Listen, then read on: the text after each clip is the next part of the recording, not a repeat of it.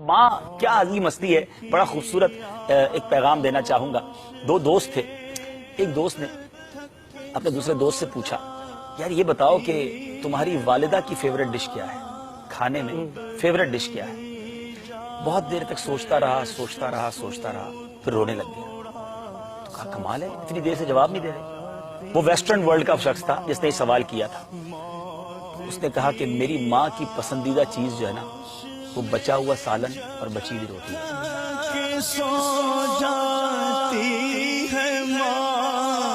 اب اس کے پس منظر میں اس نے پوچھا یہ کیا بات کی؟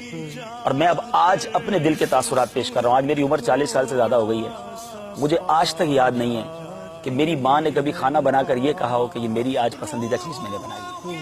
اور یہ ہم سب کے ساتھ ہوا ہوگا کہ ماں نے کبھی یہ نہیں کہا ہوگا کہ بیٹا آج بریانی بنائی یہ مجھے پسند ہے۔ ماں نے کبھی کہا ہوگا کہ بیٹا یہ آج میرے بیٹے کی پسند کی میں نے بنائی ہے، یا ہمارے والد صاحب کے پسند کی بنائی، یا چھوٹی بہن کی پسند کی بنائی۔ اور ماں نے کیا کھایا؟ جو ہم نے بچایا، جو ہم نے چھوڑا۔ یہ ہے ماں۔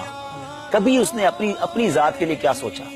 پھر ہم نے بلکہ فرمائشیں کر کے، ہم 2 بھائی ہوتے تھے، یہ ہم سب کے گھر کی سٹوری، ہم 2 بھائی تھے یا 2 بہنیں تھیں، تو امی مجھے یہ کھانا ہے تو مجھے وہ والا انڈا کھانا ہے، تو میں نے آج چاول نہیں کھانا، تو ماں نے دونوں کے لیے الگ الگ کھانے بنائے۔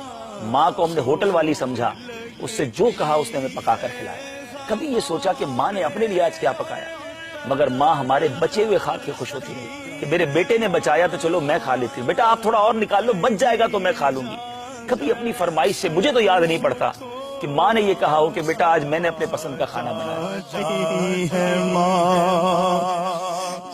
جن کی مائیں ہیں ان کی دعائیں لیجیے، ان کی خدمت کیجیے۔ اگر بوڑھی ہو گئی ہیں تو اب انہیں تکلیف نہ دو، ان کی خدمت کرو۔ بیمار ہے تو یہ رب کا ایک طرح سے میں سمجھتا ہوں، یہ پتہ نہیں میری بات درست ہے کہ نہیں، کہ جس کے والدین بیمار ہو جائے نا، یا ایسی پوزیشن میں آ جائیں کہ اب ان کی خدمت کی حاجت ہے، تو یہ بیٹے کے لیے خوش بختی کا وقت بھی ہے کہ اللہ نے زندگی میں اب تمہیں وقت دیا ہے خدمت کرنے کا۔ ورنہ کئی ماں باپ بچوں کو خدمت کا موقع ہی نہیں دیتے، پہلے ہی چلے جاتے ہیں، خدمت کرتے ہی چلے جاتے ہیں۔ اگر اب موقع آیا ہے تو اس کو بوجھ نہ سمجھو، یہ اللہ کا شکر بھی اس حوالے سے ادا کرو کہ یا اللہ انہوں نے جانے سے پہلے مجھے اپنی خدمت کا کوئی موقع دے دیا۔ بد نصیب ہیں وہ بچے جو اولڈ ہاؤس میں ماں باپ کو چھوڑا ہے، بد نصیب ہیں وہ بچے جنہوں نے سرونٹ کے نام پر، ملازمین کے نام پر ماں باپ کو حوالے کر دیا۔